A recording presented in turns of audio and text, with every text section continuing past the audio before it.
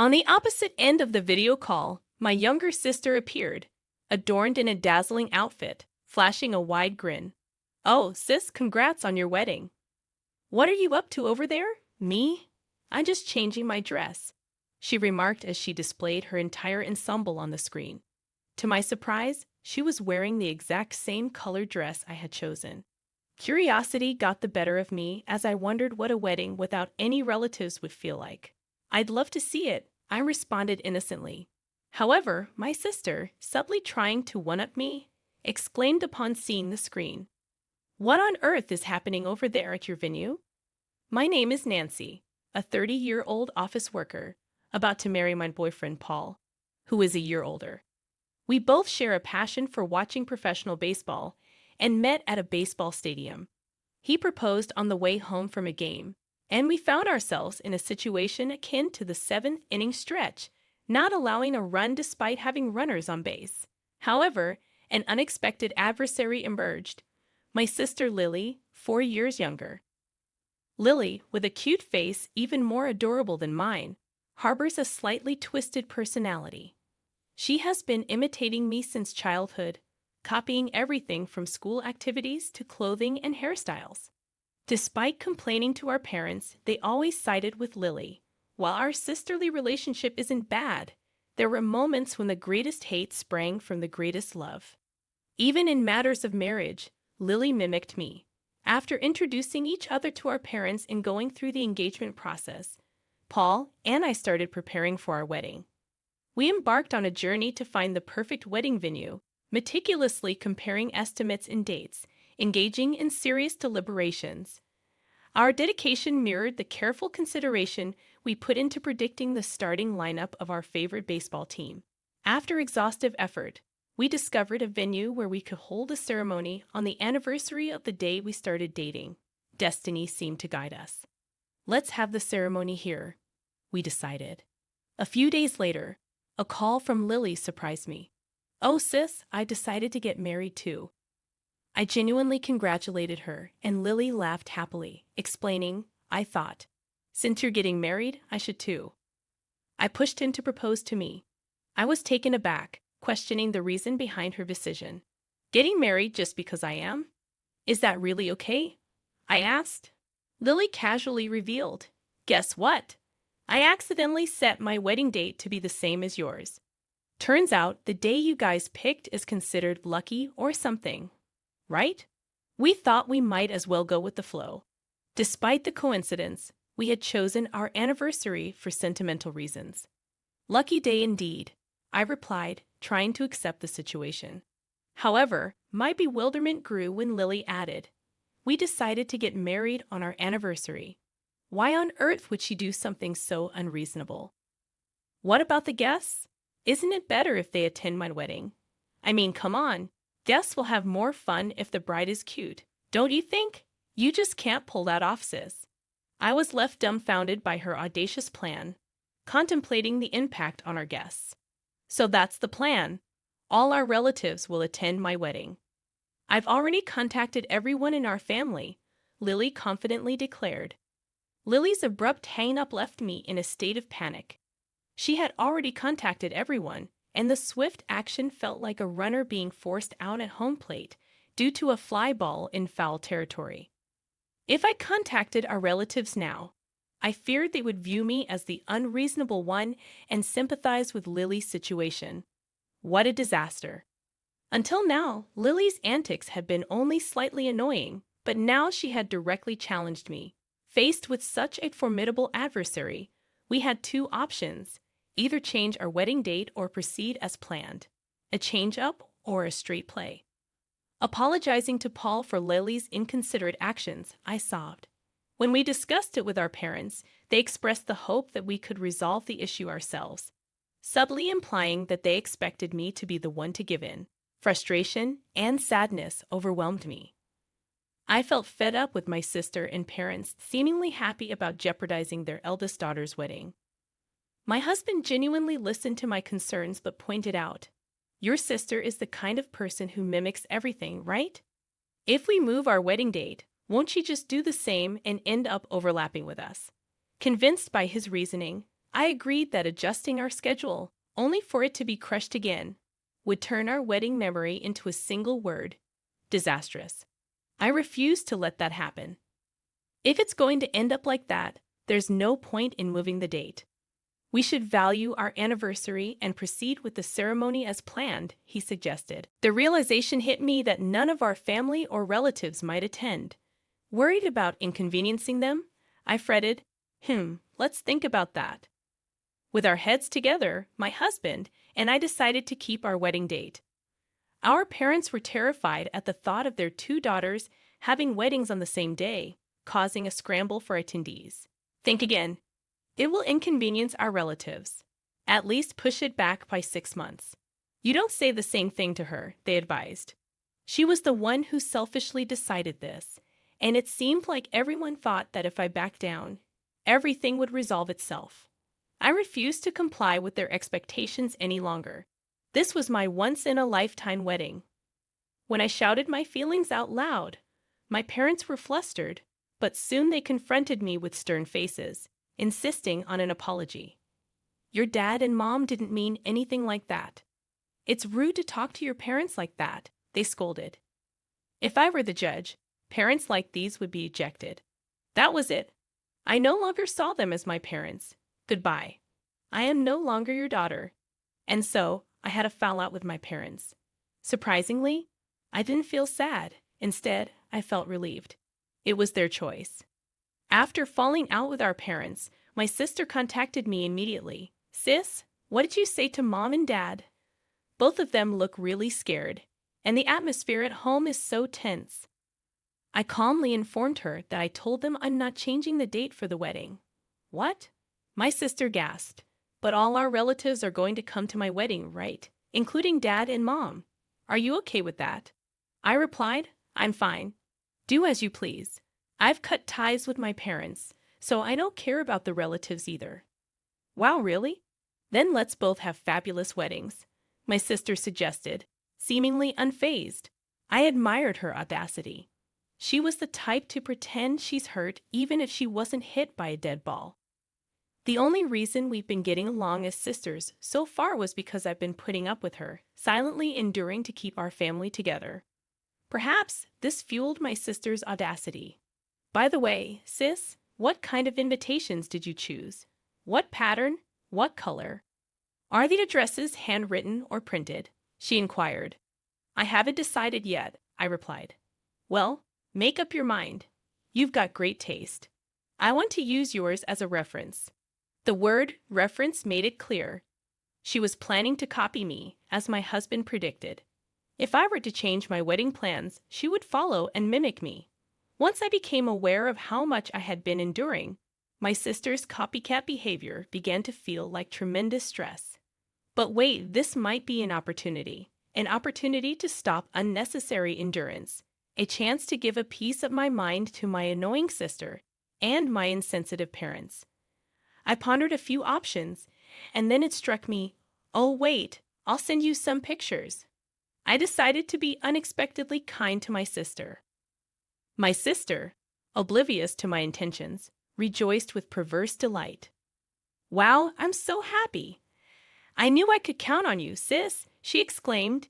If she wanted to rely on me, then so be it. Even I am capable of pulling off a trick play. After that, I lost all contact with our parents. We cut ties. But I still kept in touch with my sister. As expected, she chose the same invitation I did and politely sent one to me as well. Then she started fishing for information about my wedding. As the wedding approaches, our frequency of contact has increased. What color is the dress? What kind of fresh flowers? What is the ratio of men to women on the venue staff? I grew increasingly irritated by my sister, who asked me about everything. Then she sent me a text that read, I've chosen this dress. It looks good on me, doesn't it? With a picture of herself wearing the exact same dress I had chosen. If she wanted to mimic me that much, then let her. Finally, I made a phone call to my sister for the first time since the day she informed me of her wedding date. Hello, so I changed the menu for the wedding bit. She was surprised, asking why. I upgraded the meat dish, asked for a better drink course, and added one more appetizer. She responded with a puzzled "Oh, huh? What does it look like? Do you have a picture?" I replied, "Sure, but what will you do after you see it?" She requested to see it, and I told her, "I'll use it as a reference." By reference, she meant to use it as a model, doing the same thing. I sent her the picture, but not without a cautionary note. Make sure you discuss it well with your husband. Changing the menu can significantly affect the wedding expenses. You said you couldn't afford any more expenses last time. I know that. But if you guys can do it, then of course we can do it too. That's what you think. It would be nice if you could. My sister urged me to send the pictures immediately and hung up. I let out a huge sigh. Watching me, my worried husband said, "Why don't you stop contacting your sister? It's stressful, isn't it?" Yes, it's stressful, but I can't stop now. I've decided to teach her a lesson. If I back down now, I'll end up going down the same path as before. I can't stand that. It's okay. I won't stop. This is a battle between sisters who share the same blood. I'm going to win this fight. This is the WBC for my sister and me. Not the World Baseball Classic, but the Women's Bridal Classic, you knucklehead. On the day of our weddings, my husband and I were both nervous. There was stress about being in the spotlight on one of the most important days of our lives, and we worried if everything would go as planned. However, once the ceremony began, all the nervousness vanished.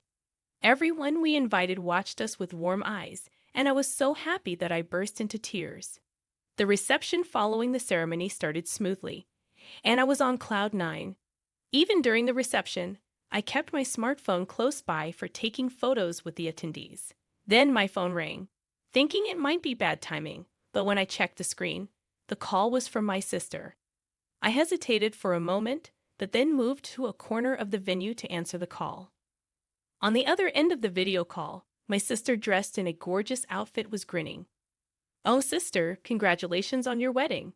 What are you doing there?" "I'm in the middle of changing my outfit," she said, showing her entire outfit on the screen, the exact same dress I chose. "I was wondering what it's like to have a wedding without relatives. I want to see, show me." "Okay." I switched the camera and showed her the venue. Seeing the situation, my sister raised a surprised voice. "What's going on with your venue? It looks like a standing party." "That's right. Instead of a regular reception, we decided to have a pay-as-you-go wedding reception party." "What?" When my sister decided to have her wedding on the same day, we realized that a regular reception would be difficult. Honestly, we felt helpless. So we consulted with the venue staff, and they proposed this idea of a pay-as-you-go wedding reception party. We decided not to have a formal reception, but a casual party instead. We made the opening speech, the toast, and the closing speech. The rest of the time was dedicated to chatting and recreation. We asked the guests to contribute an attendance fee and didn't accept any gifts.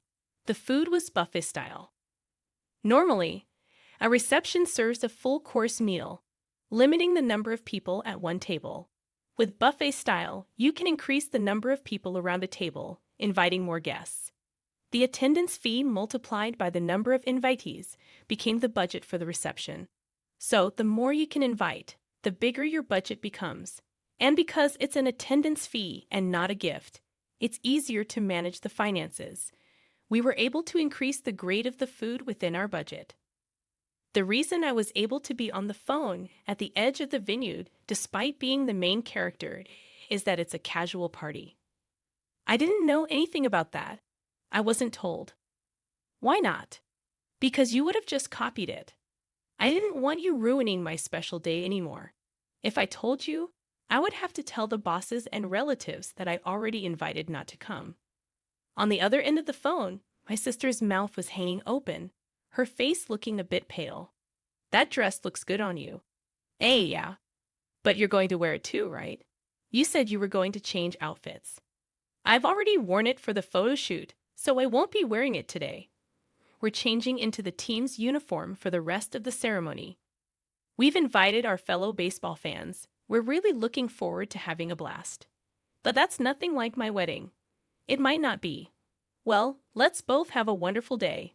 Bye. With a full-hearted smile, I waved to my sister. I felt refreshed, like I had finally settled a grueling match. I returned to the circle of guests with a bright mood. Later, I sent a postcard announcing my marriage to relatives. According to a relative who called to congratulate me, my parents avoided talking about me as much as possible on the day of the wedding. When asked if we had a fight, they replied, "She is no longer our child." Wow, so I'm no longer their child. Just what I wished for. I don't need parents who take my sacrifices and patience for granted. I'll leave them behind. My sister was emotionally unstable in the latter half of the wedding. Up until then, she was over the moon as the star of the show. But that changed as soon as she came back from changing her outfit. She was restless and couldn't calm down, nervously attentive to the staff's movements and the flow of the reception. She even asked if they could change the dishes from that point on, or if there was anything that could be canceled. How unreasonable. The venue staff must have had a hard time. As long as she was copying me, she could escape responsibility by saying, "I did the same as my sister." But this time, on the big stage of the wedding reception, she couldn't use that excuse because my sisters and my weddings were completely different. The responsibility for ignoring the budget and demanding upgrades to the food and changes to the outfits all fell on my sister. She probably started looking for a realistic line in a panic, but it was a little too late. According to the relative who told me the story, the food was wonderful because they changed the usual menu to mimic the food at my wedding party. It was a special menu, and on top of that, they upgraded the food. So the cost of the meal alone must have been hefty. Changing outfits also incurs costs for the dress and makeup. I wonder how much the total payment was. It's like signing a free agent without considering the team's budget, and as a result, the cost unnecessarily ballooned. The relationship with the husband's parents deteriorated, affecting the couple's relationship. Their marriage started with the relief pitcher getting burned and giving up a lot of runs, so it's no wonder it didn't go well. They apparently separated soon after they returned from their honeymoon, but my sister, it seems, can't even return to the family home she should have been able to rely on. In our parents' home from which the crucial element, me, had been removed, the relationship between my parents and my sister seems to have become rapidly unstable. She told me everything, probably to put the blame on me, even though I hadn't asked for any of it. Divorce seems inevitable. It's a pity, but I don't feel guilty at all. When she finds her next partner, I hope she will think and act independently. Once the rush of the wedding was over, my husband and I visited my in-laws. We went to express our gratitude once again to my in-laws who understood our decision to forego a wedding ceremony and reception with relatives and to hold a wedding party instead. To our surprise, my in-laws had prepared a luxurious cake for us as a surprise. The room was beautifully decorated, and there were pretty flowers everywhere. They warmly welcomed us, congratulating us on completing the party. Despite not being able to see their son in his tuxedo because of my circumstances, they were incredibly kind to me. I was so grateful and moved that I burst into tears in front of my in-laws who were holding up their cameras. My husband and I cut into the cake together, wedding cake cutting.